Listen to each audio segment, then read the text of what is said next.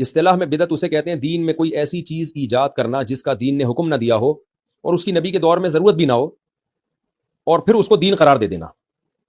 جیسے ہم نے بہت ساری چیزیں ایجاد کی جو نبی کے دور میں نہیں تھیں، لیکن نبی کے دور میں اس کی ضرورت بھی نہیں تھی۔ جیسے مدارس ہیں، اب مدارس میں پورا ایک نظام ہے، پہلا گھنٹہ، دوسرا گھنٹہ، تیسرا گھنٹہ، چوتھا پیریڈ، پانچواں پیریڈ۔ اب یہ چیزیں اصحاب صفہ میں تو نہیں تھی، لیکن ضرورت بھی نہیں تھی۔ جب ظاہر کام بڑھتا ہے تو اس کو مینیج کرنا پڑتا ہے۔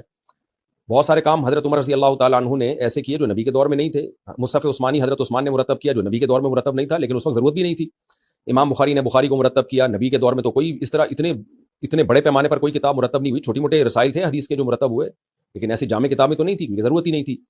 تو ضرورت کی وجہ سے وہ ضرورت بن گئی، تو ان کو بدعت نہیں، لغوی بدعت نہیں کہا جائے گا، اصطلاح میں ان کو بدعت نہیں کہا جائے گا، لغوی اعتبار سے ان کو بدعت کہا جائے گا۔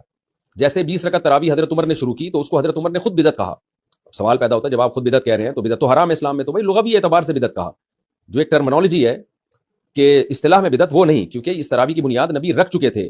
3 دن نبی صلی اللہ علیہ وسلم نے تراویح پڑھ کے چھوڑ دی کہ امت پہ فرض نہ ہو جائے، لیکن ایک چیز کی بنیاد رکھ دی اور اپنے عمل سے بتا دیا کہ میں چاہتا ہوں یہ عمل امت میں زندہ ہو، لیکن میں نے اگر کنٹینیو کیا تو فرض ہو جائے گا۔